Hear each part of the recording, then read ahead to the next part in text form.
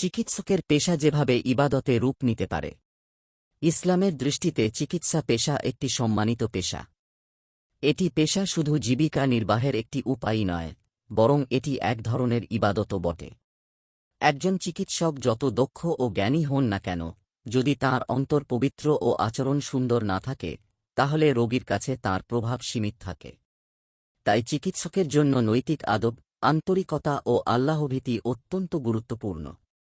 নিচে এমনই কিছু ইসলামী আদব সংকলন করা হল, যা একজন চিকিৎসককে আরও মানবিক, সতর্ক ও সৎ হতে সাহায্য করবে। আদব বলতে বোঝানো হয় উত্তম নৈতিক গুণাবলী ধারণ করা। এখানে সেসব শিষ্টাচার ও আচরণ আলোচনার চেষ্টা করব, যেগুলো একজন চিকিৎসককে আরও মানবিক করে তুলতে সহায়ক হবে। ১. অন্তরের পবিত্রতা ও নিয়তের বিশুদ্ধতা। চিকিৎসক যেন তাঁর এই কাজের মাধ্যমে আল্লাহর সন্তুষ্টি ও সওয়াব কামনা করেন। তিনি যেন নিজের খ্যাতি, পারিশ্রমিক বা প্রশংসা পাওয়ার উদ্দেশ্যে কাজ না করেন। রাসূল সাল্লাল্লাহু আলাইহি ওয়াসাল্লাম বলেন, নিশ্চয়ই সব কাজ নিয়তের ওপর নির্ভর করে, আর প্রতিটি ব্যক্তির জন্য তাই আছে, যা সে নিয়ত করেছে। বুখারী হাদিস ১. ২. কাজের নিপুণতা ও দক্ষতা অর্জনের চেষ্টা। চিকিৎসক যেন নিজের কাজকে সর্বোচ্চ দক্ষতা ও যত্ন সহকারে সম্পাদন করেন।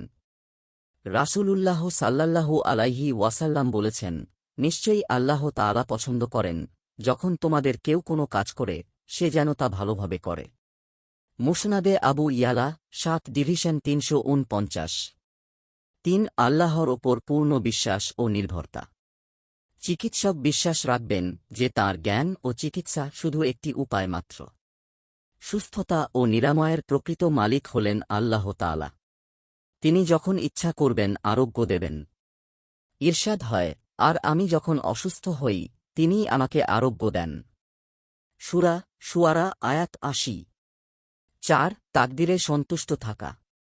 চিকিৎসক বিশ্বাস রাখবেন যে সুস্থতা বা মৃত্যু সবই আল্লাহর হুকুম ও পূর্বনির্ধারিত ভাগ্য অনুযায়ী।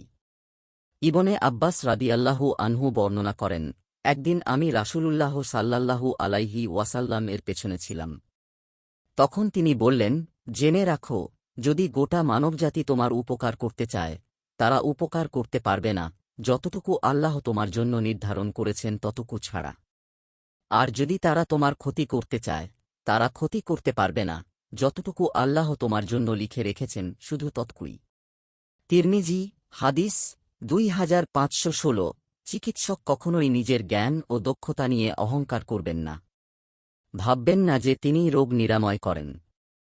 ৫. শরীয়তের আলোকে চিকিৎসায় উপদেশ দেওয়া। চিকিৎসকের উচিত রোগীকে শুধু ওষুধ নয়, বরং শরীয়তের আলোকে নিরাময়ের পথেও উৎসাহ দেওয়া। যেমন আল্লাহর জিকিরে যত্নবান হওয়া, সদকা করা। ইবনুল কাইয়িম রহমাতুল্লাহ আলাইহি বলেন, মহানবী সাল্লাল্লাহু আলাইহি ওয়াসাল্লাম ৩ ভাবে চিকিৎসা করতেন: ১. প্রাকৃতিক ওষুধ দিয়ে, ২. আল্লাহর দেওয়া ইলাহি চিকিৎসা দ্বারা, ৩ অথবা এই দুইয়ের সমন্বয়ে। জাদুল মাদ ৪ ডিভিশন ২২। আয়েশা রাদিয়াল্লাহু আনহুয়া বলেন, রাসূলুল্লাহ সাল্লাল্লাহু আলাইহি ওয়াসাল্লাম আমাকে নির্দেশ দিয়েছিলেন, যেন কারো উপর চোখ লাগলে তার জন্য রুকিয়া করা হয়। বুখারী হাদিস ৫৭৩৮। ৬. চিকিৎসা বিষয়ক পরামর্শের ক্ষেত্রে আল্লাহকে ভয় করা।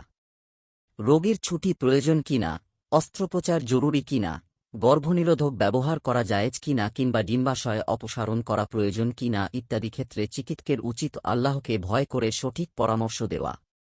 কারণ রাসূল সাল্লাল্লাহু আলাইহি ওয়াসাল্লাম বলেছেন, যার কাছে পরামর্শ চাওয়া হয়, সে যেন আমানতদার হয়। আবু দাউদ হাদিস ৫১২৮। ৭. হারাম কিছু দিয়ে চিকিৎসা না করা। আবু দারদা রাদিয়াল্লাহু আনহু থেকে বর্ণিত, নবী সাল্লাল্লাহু আলাইহি ওয়াসাল্লাম বলেন, নিশ্চয়ই আল্লাহ রোগও নাজিল করেছেন এবং তার প্রতিকার ওষুধও দিয়েছেন। প্রত্যেক রোগের জন্য একটি নির্দিষ্ট ওষুধ রেখেছেন। সুতরাং তোমরা চিকিৎসা গ্রহণ করো, তবে হারাম জিনিস দিয়ে চিকিৎসা করো না। সহিহুল জামে ১৬৩৩। ৮. রোগীকে পরীক্ষার বস্তু না বানানো।